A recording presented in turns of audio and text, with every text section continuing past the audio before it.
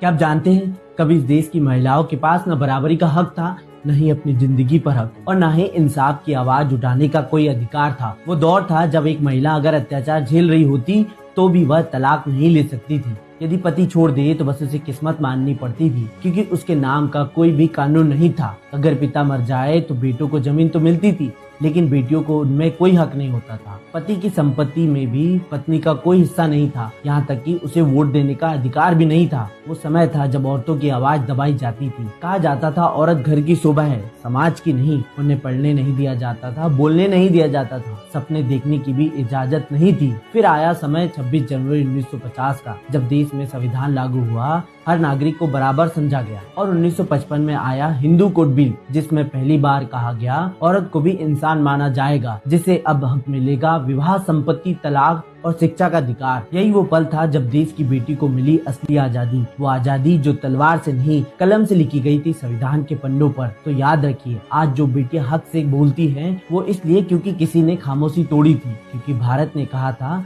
समानता कोई उपहार नहीं है, ये सभी का समान हक है।